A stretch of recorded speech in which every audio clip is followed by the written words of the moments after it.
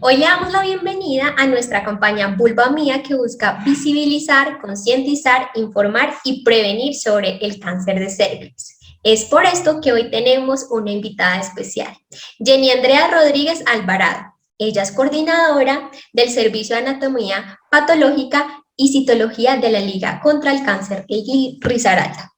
Te agradecemos por participar en este espacio, Andrea. Iniciamos. Muchísimas gracias. Claro que sí. Iniciamos con la siguiente pregunta. ¿Cuáles son los resultados más frecuentes que salen en la patología al realizarse una citología? Bueno, la citología es un examen de tamizaje que busca captar y diagnosticar en una población general cierto tipo de lesiones en el cuello uterino, ¿sí? Entonces, nosotros, ¿qué diagnosticamos en la citología cervicouterina? El objetivo es detectar lesiones premalignas, ¿sí?, que nos indiquen estadios en los cuales se puede llegar al cáncer de cuello uterino. Básicamente eso es lo que observamos ahí. Una parte muy importante de la citología y es que tenemos que tener claro que el cáncer de cuello uterino va asociado al virus del papiloma humano, ¿cierto? Va netamente asociado al virus del papiloma humano. Este virus, cuando ingresa y tiene contacto con las células y empieza todo el proceso de esa replicación, genera ciertos cambios muy notorios en las células. Entonces, ¿qué sucede? En la citología podemos ver estos cambios característicos del BPH que llamamos nosotros coilocitosis, y eso nos muestra que la paciente en ese momento tiene la presencia del virus y que este virus está creando cambios celulares que hace que empiece la replicación y el crecimiento anómalo del tejido. Entonces, eso es lo que vemos en la citología. La citología nos muestra todos estos cambios celulares, la citología nos puede mostrar si existe el BPH, si está generando estos cambios, y el objetivo es que esto no pasa de la noche a la mañana. El ingreso y la evolución del cáncer de cuello uterino lleva bastante tiempo. Podemos tener ciertos años divinamente desde una lesión de muy bajo grado hasta un alto grado. Por eso es tan importante la citología, porque podemos detectar los cambios en las células y generar esos estadios, estadificar. Y eso es el objeto de que nosotros logremos con la citología la acción de prevención en ese aspecto. Ok. Cuéntanos un poco sobre las capacitaciones guiadas a la humanización que le realizan a los colaboradores que realizan estas citologías. Bueno, es muy importante tener en cuenta varias cosas. Siempre se ha enfocado el tema sobre la población y el examen de la citología, ¿cierto? Pero hay dos aspectos muy importantes. El acceso a la población a la citología y que la citología se tome de una manera adecuada. Pero para que esto se lleve a cabo es muy importante el tema de la humanización. La humanización desde esos dos puntos de vista. El primero, yo como profesional de la salud, ¿cómo hago para que mi paciente no sienta miedo para realizarse este tipo de examen? Porque es un examen muy incómodo, es un examen que no es fácil, es un examen que nadie se presta para hacerlo, y si así nomás nos da mucho miedo realizarnos una prueba de sangre, ¿cierto? Ya sea por la aguja y todo, pues este examen es muy incómodo. Entonces, el primero es este tipo de tener la accesibilidad y que la confianza de que como mujer se sienta tranquila de que va a llegar al servicio de salud, va a estar bien atendida, ¿sí? Vamos a respetar la dignidad de la mujer para que ella siga y no tenga una mala experiencia, porque lastimosamente sucede eso, ¿cierto? Yo voy la primera vez, como mujer, lo digo, me da muchísimo miedo, accedo al examen, pero peor, digo, no lo vuelvo a hacer.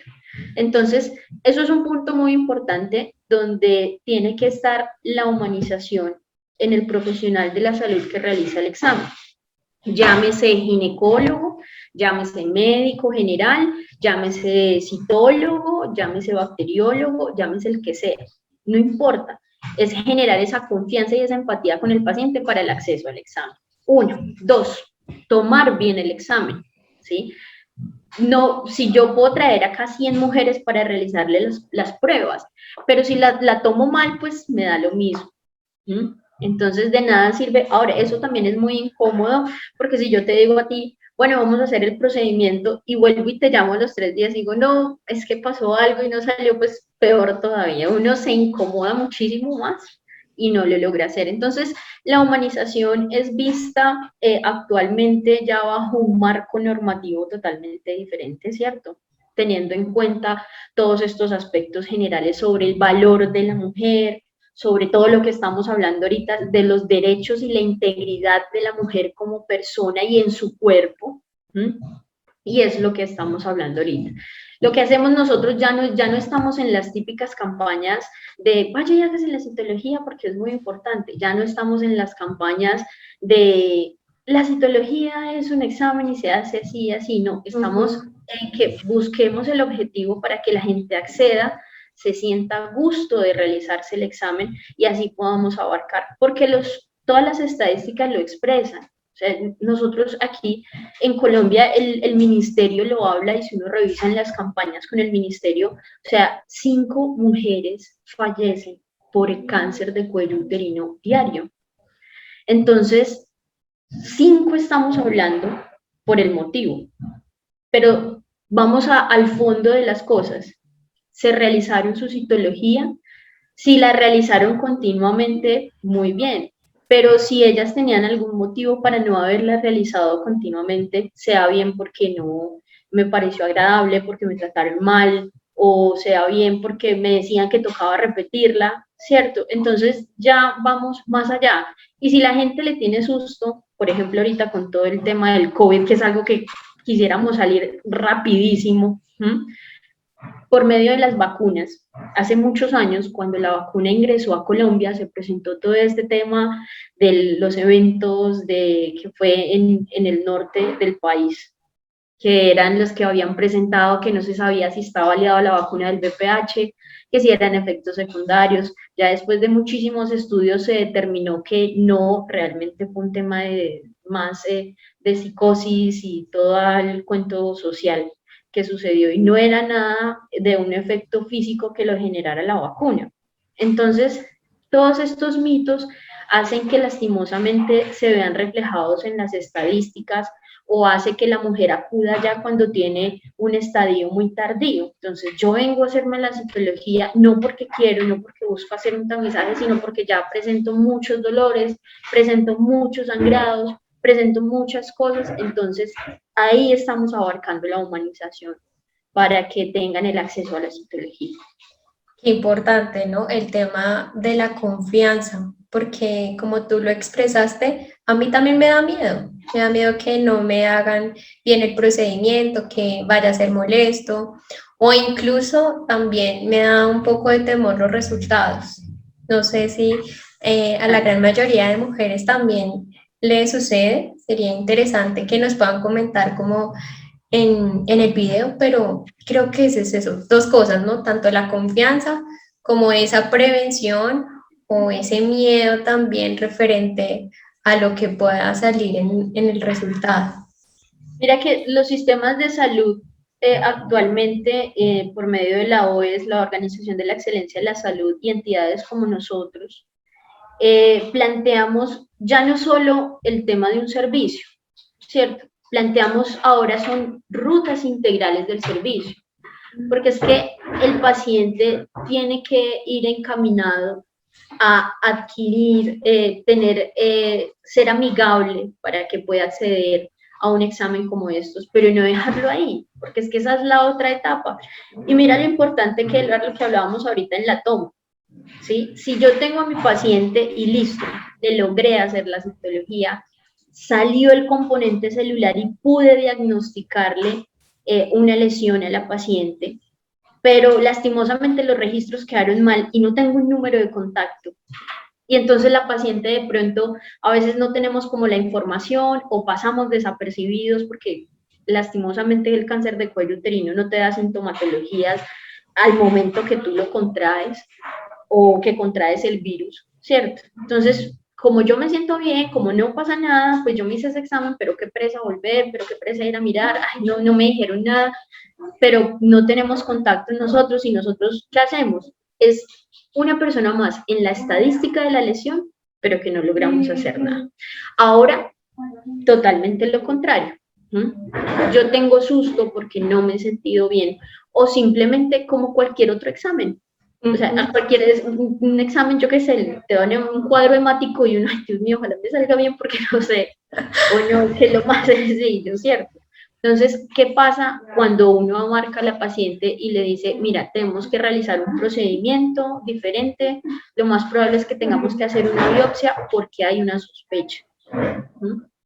La persona, yo siempre he dicho algo, la persona que pasa estos servicios diagnósticos especiales, como servicios de patología, como servicios de citología, porque la citología no solamente es cervicouterina, siempre pasa a un punto de análisis de su vida.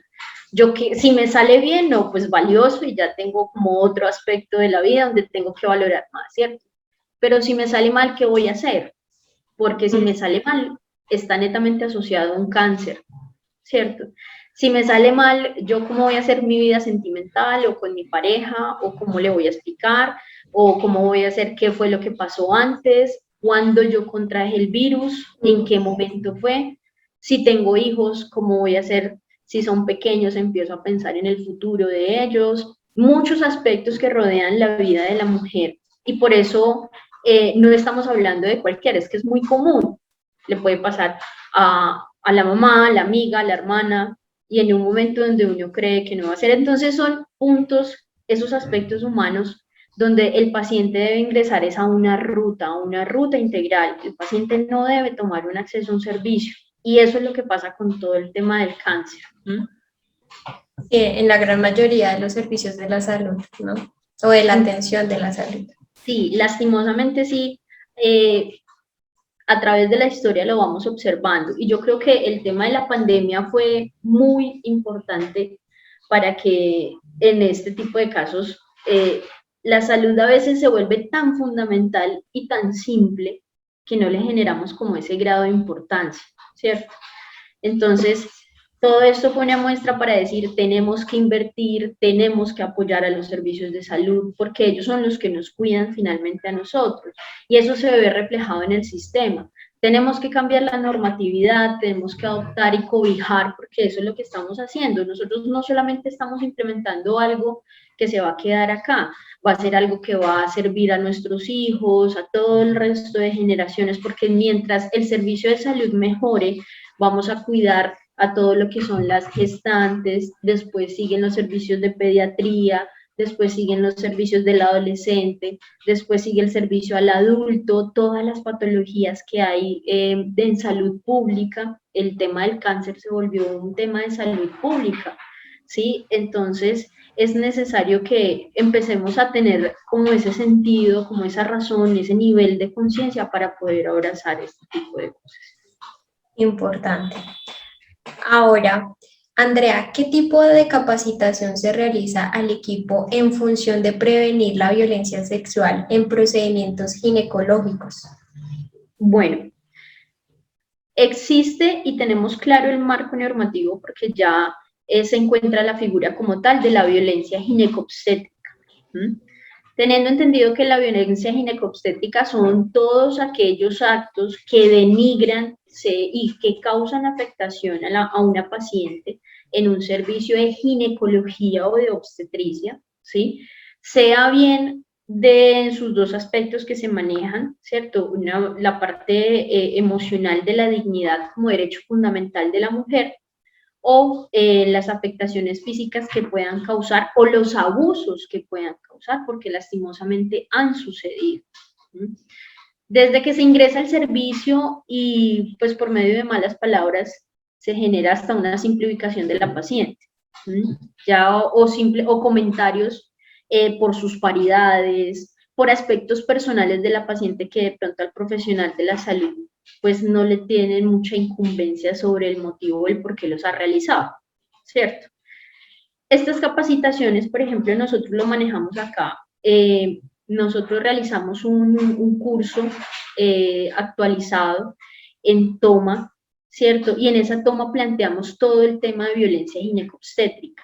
Yo como profesional de salud, ¿qué hago para no afectar la dignidad de mi paciente? Y es que con un solo comentario la persona se puede afectar, ¿sí? Y eso se ve y eso pasa y es común. Y a veces de pronto por la característica o por la jerarquía académica, pues lastimosamente los hacen, pero sí no es muy agradable. Entonces, frases, pues, que no se deberían decir, como, bueno, ¿usted por qué tiene tanto miedo si ya tiene tantos hijos?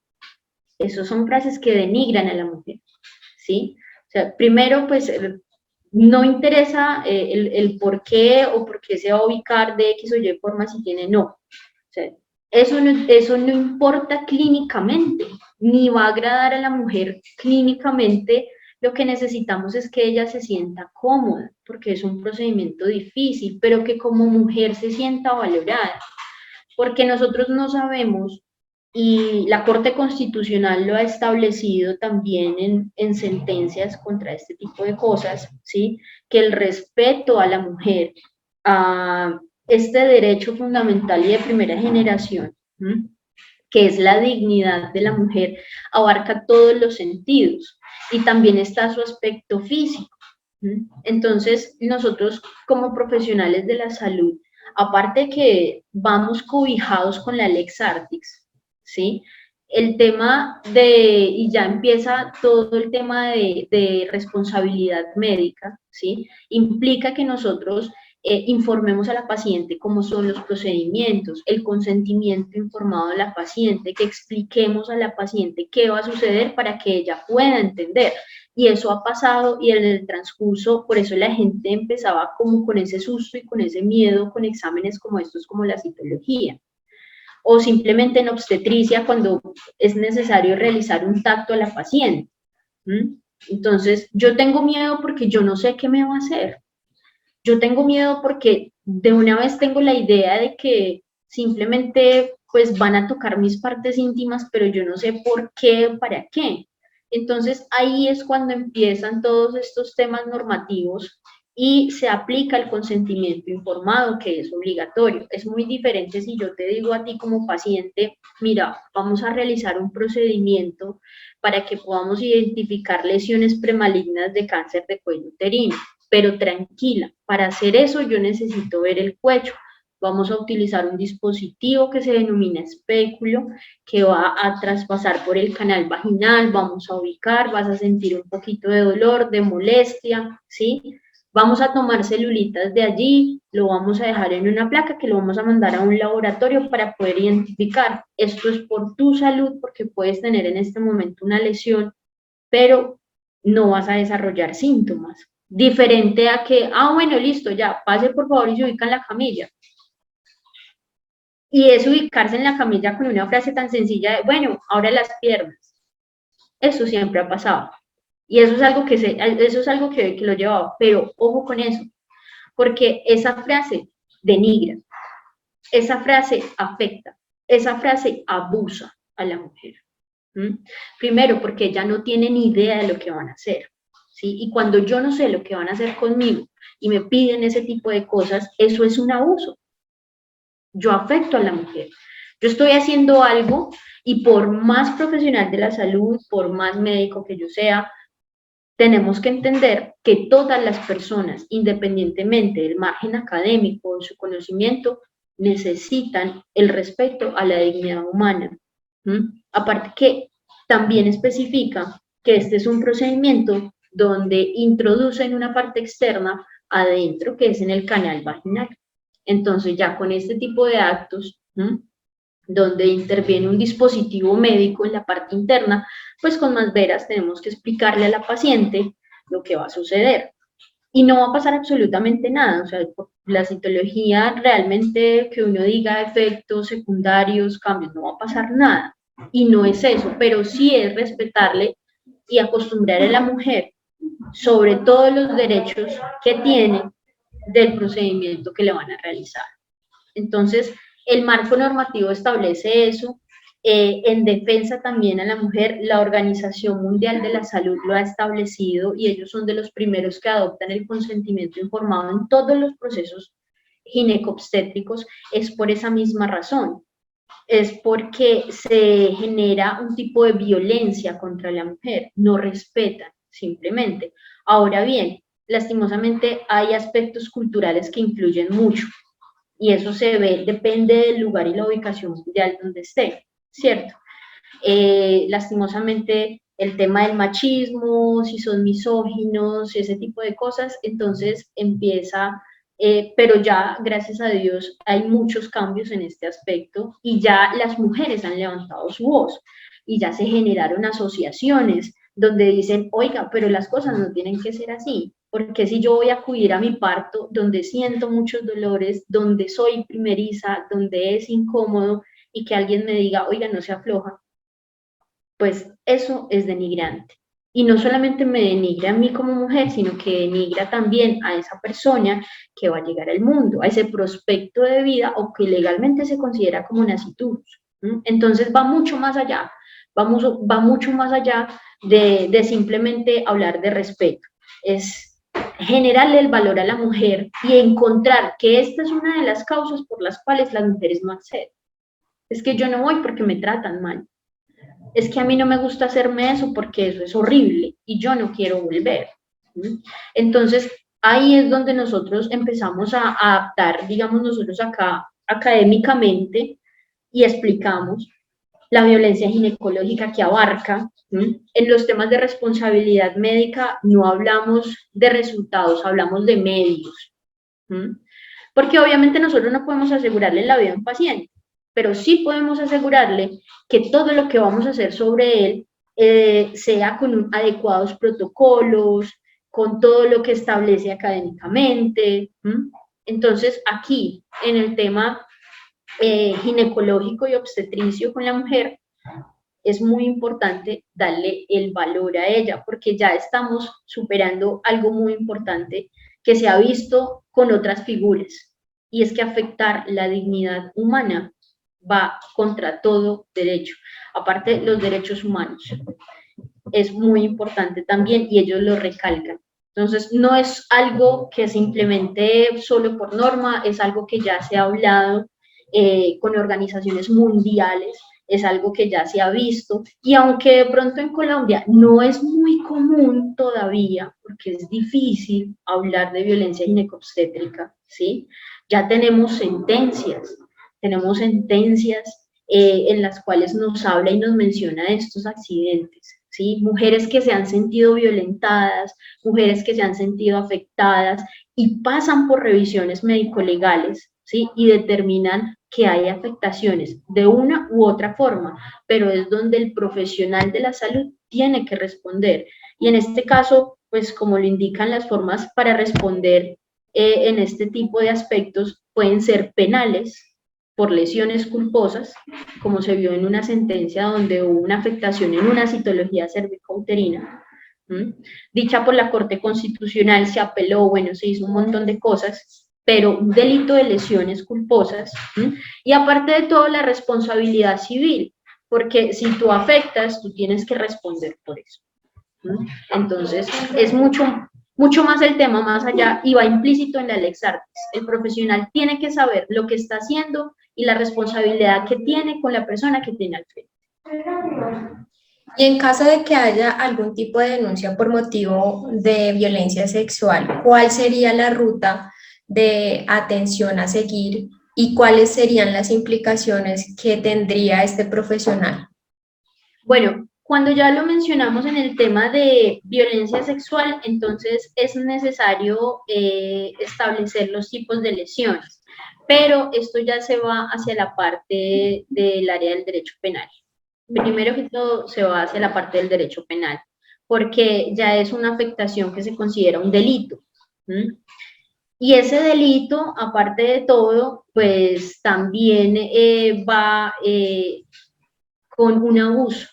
Un abuso de mi posición como profesional de la salud y un abuso en el cual depositan la confianza en quien va a tratarte porque tiene más conocimientos. ¿Cuál es el paso a seguir? todas las mujeres que de pronto sientan que tienen algún tipo de afectación, ¿sí? O que han sido violentadas sexualmente en alguno de estos procedimientos, primero deben establecerlo con el sistema de servicio al cliente que dejas peticiones, reclamos de la institución para que sí. Asimismo, si son causas graves, ¿sí? Accesos, abusos como tal, entonces acudir a entes como la Fiscalía para que ellos inicien con la investigación pertinente contra el profesional de la salud. Y no lo digo en tono malo y no lo digo de pronto para que sea algo pues malinterpretado. Lo digo de una forma de que han sucedido ciertos abusos, pero las mujeres se quedan calladas. O suceden abusos, pero pues yo no sé si realmente es un abuso o no. Pero es necesario que lo hablen, es necesario que lo comenten, porque si no, esto es algo que sigue sucediendo. Entonces, es mejor que pase por un tema de investigación, ¿cierto? Que se verifique y que se determine exactamente si existió o no ese grado, ese abuso, ese sentir en la paciente, y que podamos establecer las medidas necesarias y que asimismo la entidad también genere sus planes de mejora. Porque a veces de pronto uno puede considerar un abuso una falta de información y en sí el profesional no lo realizó, pero si no lo tenemos claro y si no lo comentamos es muy difícil. Y ahí es donde radican ciertas cosas. Entonces, los canales a seguir son esos. Hay casos que sí se han visto que son un poco crueles y son un poco difíciles, entonces ya es necesario acudir a instancias como la Fiscalía.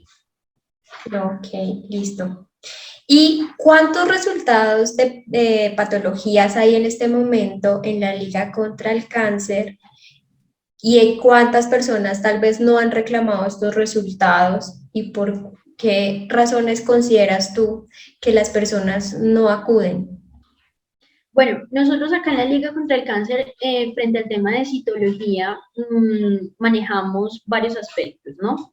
Nosotros aquí la mayoría que realizamos toma como tal en nuestra institución son pacientes particulares. Y también realizamos lecturas de tomas de citología que se realizan pues en la región, ¿cierto? Hablamos de Risaralda. Y hemos encontrado que el tema del registro es muy importante. Una paciente que no tiene un adecuado registro es muy complejo de captar. Entonces esos procesos de inducción a la demanda no, pues, no van a servir para nada porque no tenemos, y son datos elementales. Eso es algo muy sencillo, o sea, que es decir el celular, el correo electrónico, un número de teléfono, ¿cierto? Y nosotros hasta pasamos eso desapercibido. Pero esa es una de las fallas, el registro, porque de pronto no todas las mujeres tienen ese sentido de conciencia de ir a reclamar. Nosotros hemos también mejorado el tema de la accesibilidad frente a los resultados, que ya se tenga la opción de pedir por un medio virtual el resultado, que tú puedas ingresar a la página de la liga y hay una parte en entrega de resultados que tú dices, oiga, yo deseo que me envíen mi resultado y esto es lo que me piden, obviamente con el margen de la virtualidad y el respeto del habeas data, ¿cierto? Todo lo que es la protección de datos del paciente, pero generar esos accesos para que el paciente pueda reclamar su resultado es muy importante. Por lo menos nosotros acá en Pereira, pues que es un poco más fácil las vías y el acceso, pero digamos en ciudades como Bogotá, que es un poco más engorroso trasladarse de un lado a otro, entonces generar todas estas maneras de acceder a un resultado es maravilloso, porque poder consultarlo en una teleconsulta, en una videollamada y que poder mostrar su resultado de manera virtual, eso nos da y nos genera ganar tiempo con el paciente. Nosotros aquí también manejamos un tema de líneas programáticas. Nosotros captamos al paciente. Entonces el paciente cuando adquiere pues todo el tema de su paquete ginecológico, nosotros entregamos el resultado, pero ya tiene su cita de control, la paciente ya tiene su cita de control. Entonces es una paciente que así sea negativa o positiva, la vamos a tener allí. En general, pues de la liga, nuestros resultados son asequibles y la gente los reclama porque ya hay un objetivo desde el inicio. Desde el inicio nosotros tenemos a la paciente y ya le establecemos de que puede acceder, tiene varias formas para acceder a su resultado o tiene su cita de control, entonces no las perdemos. Lo que sí nos preocupa son todas esas pacientes de las partes un poco más alejadas de la región. A ellas sí es la pregunta que va cuando nosotros no podemos visualizar un dato, cuando no tenemos, porque sí estamos hablando aproximadamente un 10-20% de lo que nos llega. Sin embargo, pues aquí es donde entran también sus EPS y todas nuestras instituciones aliadas para captar a las pacientes y realizarlo. Igual forma, hay normas también que rigen esto. Entonces, el Estado en el tema de salud pública, cuando existen este tipo de patologías como cervix, como mama, él promueve por norma ciertas actuaciones que se deben realizar. Entonces, los procesos, nosotros pasamos una base de datos y en todas las EPS se lleva porque por norma se debe realizar bases de datos donde se presentan los casos positivos para que ellos empiecen a hacer la captación de la paciente y empiecen a hacer la búsqueda de la paciente para que continúe todo el proceso. Sin embargo, también el punto importante es que como mujer se genere ese valor y ese sentido de conciencia de estar pendientes de este tipo de procedimientos, de los cambios que tengan, porque es lo principal. Nosotros como instituciones podemos mover cielo y tierra, pero si tenemos la iniciativa de ellas, es mucho mejor. Total, coincido contigo, Andrea. De verdad, te agradecemos por tu tiempo y por contribuir con tus aportes para Vulva Mía. Les recordamos suscribirse a este canal para tener mayor información acerca de la prevención del cáncer de cervix y seguimos en nuestras redes sociales para que estén ahí conectados de toda la información que viene en esta hermosa campaña en función de la prevención. Muchas gracias, Andrea. Gracias a ustedes por la invitación. Mil gracias.